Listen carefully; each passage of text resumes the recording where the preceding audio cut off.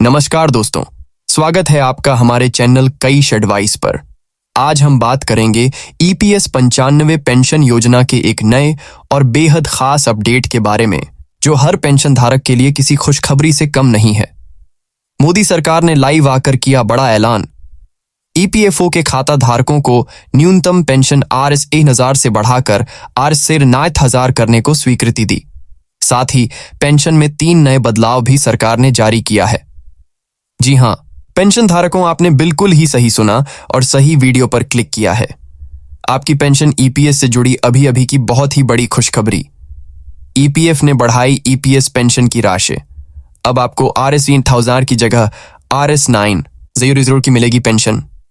अभी 10 मिनट पहले की बहुत ही बड़ी अपडेट आ चुकी है, जिससे बड़ी खुशखबरी का पेंशन भोगी काफी लंबे समय से इंतजार कर रहे थे। उनका इंतजार हुआ खत्म। फाइनली पेंशन धारकों को मिली बहुत ही बड़ी लेटेस्ट गुड न्यूज। यहां पर आपको बताएंगे कि आपकी पेंशन बढ़ोतरी को लेकर यहां पर क्या सरकार से अभी की गुड न्यूज पेंशन भोगी उनके लिए जारी हो चुकी है, और पेंशन को लेकर नए नियम और नए लाभ आपको कौन कौन से मिलेंगे, और आखिर नई पेंशन 9,000 प्लस एडीए की किनको मिलेगी, किनको मेडिकल का लाभ मिलेगा और कब मिलेगा, और इसको लेकर कैबिनेट की बैठक से श्रम मंत्रालय और यहां पर ईपीएफओ से क्या है लेटेस्ट अपडेट, उसके बारे में बात करेंगे। अगर आप भी पेंशन भोगी या ईपीएस पेंशन लेते हैं तो ये खबर आप सभी के लिए बहुत ही इंपॉर्टेंट खबर आ चुकी है, जिसका आप इंतजार कर रहे थे पेंशन भोगियों के लिए। अगर आप भी पेंशन भोगी हैं, ईपीएस के पेंशन धारक है, तो अब आपकी मिनिमम पेंशन में बम्पर बढ़ोतरी होने जा रही है। तो आज की इस वीडियो में इसकी पूरी सच्चाई और लेटेस्ट अपडेट को जानने वाले हैं। तो वीडियो शुरू से लेकर के लास्ट तक पूरा देखें, और चैनल पर पहली बार है तो सब्सक्राइब कर दीजिएगा और बेल आइकन को भी दबा देना है, ताकि आपको इसी प्रकार से ईपीएस 95 पेंशन से जुड़ी अपडेट होगी वह सबसे पहले मिले। तो चलिए वीडियो शुरू करते हैं। तो यहां पर आपकी पेंशन ईपीएस से जुड़ी सबसे पहली और महत्वपूर्ण अपडेट आ रही है ईपीएस पेंशन स्कीम को लेकर। अगर आप भी ईपीएफओ से जुड़े हुए पेंशन भोगी हैं तो आपके लिए खुशखबरी है, क्योंकि ईपीएफओ ने हाल ही में एक बहुत ही बड़ा फैसला लिया है, जिसके मुताबिक अब पेंशनर्स को Rs 1000 की पेंशन की जगह Rs 9,000 की महीना पेंशन मिलेगी। और यह बदलाव ईपीएस के 78 लाख लाभार्थी पेंशन भोगी उन सभी के लिए होने वाला है।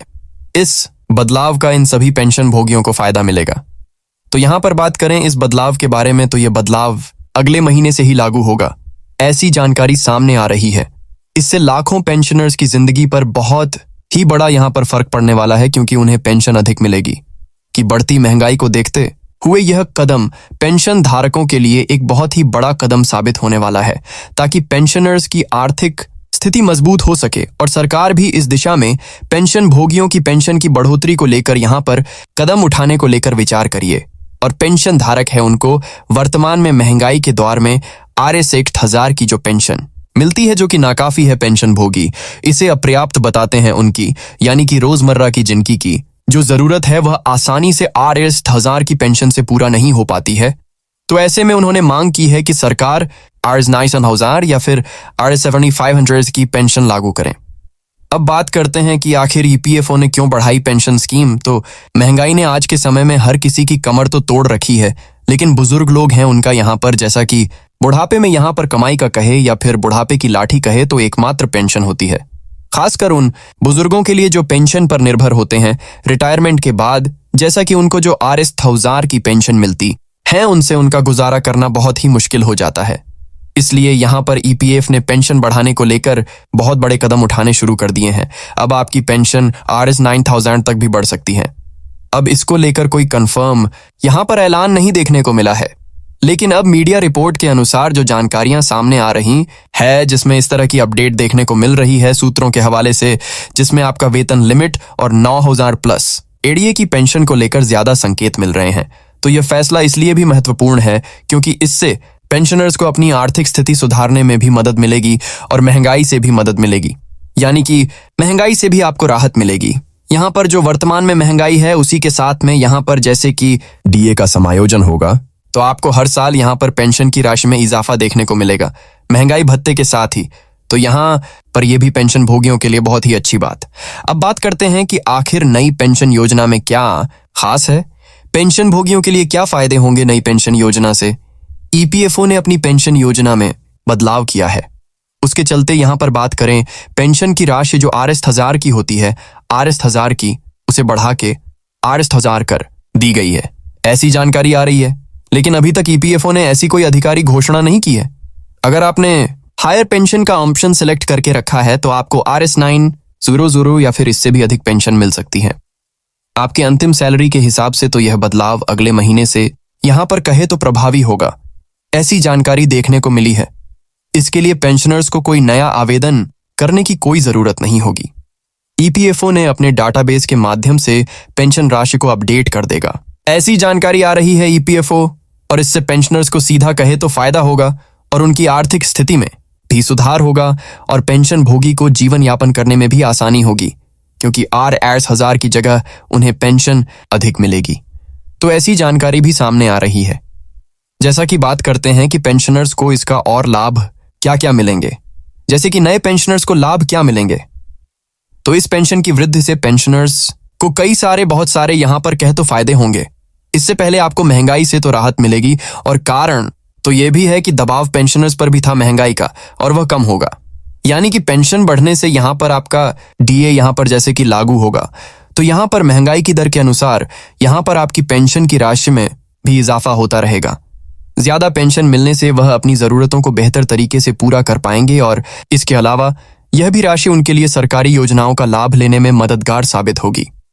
कुल मिलाकर के पेंशन बढ़ोतरी पेंशन धारकों के जीवन स्तर को बेहतर बनाएगी और उन्हें आर्थिक सुरक्षा भी प्रदान करेगी, यानी कि पेंशन भोगियों के लिए एक बहुत ही बड़ा कदम साबित होगा। अगर सरकार यह फैसला लेती है तो, लेकिन इसको लेकर संसदीय समिति ने भी मांग किया है, प्रस्ताव सौंपा कि सरकार इसको लेकर जो तीसरी पक्षी जो कमेटी है उसके द्वारा पेंशन को लेकर जल्द से जल्दी फैसला करें। तो ये प्रस्ताव भी अभी जो वर्तमान में कहे तो लंबित है, इसको लेकर चर्चाएं हो रही हैं, लेकिन अधिकार का कोई घोषणा पेंशन की राशि बढ़ाने को लेकर नहीं मिली है। मीडिया रिपोर्ट के अनुसार तो बहुत सारी जानकारियां आ रही हैं, तो आपको बता दें कि इस तरह की फिलहाल की अपडेट आ रही है सामने। अब बात करते हैं कि आखिरी जो नए बदलाव होंगे, नई पेंशन के लाभार्थी कौन कौन से पेंशन भोगी होंगे, किनको ये नई पेंशन का फायदा मिलेगा ये भी जान लें। जरूर अगर आप पेंशन भोगी हैं, ईपीएम में योगदान करते हैं या फिर ईपीएस के रिटायर्ड पेंशन भोगी निजी क्षेत्र के, तो यहां पर ये जरूर जान लें कि इस नई पेंशन का कौन कौन से पेंशन भोगी लाभार्थी होंगे जिनको मिलेगा नया पेंशन, किनको नहीं मिलेगा।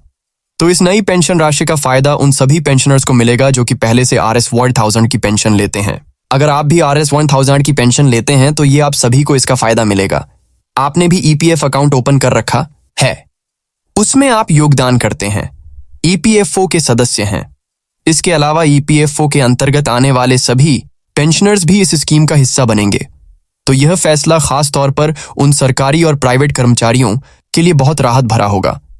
उनके परिवार के लिए राहत का यहां पर कारण बनेगा, जो कि पहले से पेंशन की राशि उन्हें कम मिलती थी और उसकी वजह से वह आर्थिक तनाव में रहते थे। उनकी जो जरूरत है वह समय पर पूरा नहीं हो पाती थी। Rs1000 की पेंशन से उन सभी को यहां पर बहुत बड़ी मदद मिलेगी कि पेंशन की बढ़ोतरी से उनकी आर्थिक स्थिति भी मजबूत होगी और उनके जीवन में भी गुणवत्ता आएगी। तो यह बदलाव जो कि पेंशन भोगियों के लिए बहुत ही बड़ा साबित होने वाला है, जिसको लेकर पेंशन भोगी इंतजार कर रहे हैं। तो फिलहाल इस पेंशन के प्रस्ताव को लेकर सरकार ने कोई कंफर्म पुष्टि नहीं की है।